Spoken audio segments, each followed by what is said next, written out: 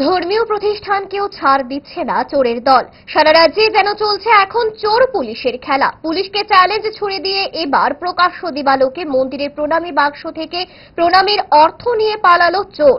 ঘটনা মঙ্গলবার সকালে সোনামুড়া থানাধীন শহরের প্রাণ কেন্দ্রে শ্রী শ্রী রাম ঠাকুর সেবা মন্দিরে।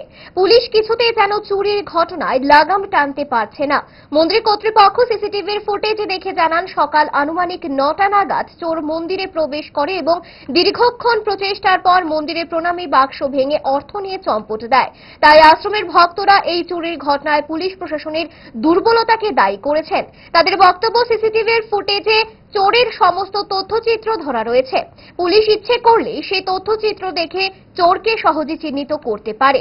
এখন দেখার পুলিশ এই কি পদক্ষেপ গ্রহণ করে।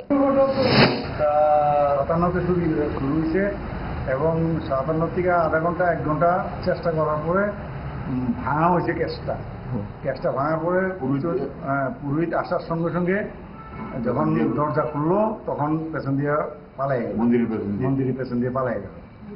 এইটাই আমাদের শহরের মধ্যে এত বড় একটা চুরি, এবং ঠাকুর মন্দিরে দিনের বেলা সকাল 9টা, 9:30, 10টার মধ্যে এই চুরি, এটা অস্বাভাবিক ব্যাপার, এটা মানা যায় না।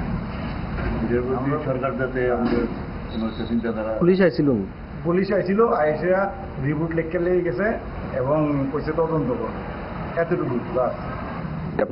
এইটু ঠিক না, একটা মন্দিরের মধ্যে ধর্মীয় স্থানে চুরি করাটা আমরা ভালো লাগলো না চোখে। কারণ চারিদিকে আমরা তো সিসি ক্যামেরা আছে, সিসি ক্যামেরা তো দেখা যাচ্ছে যে কিভাবে চোর আসলো, কিভাবে ভাঙলো।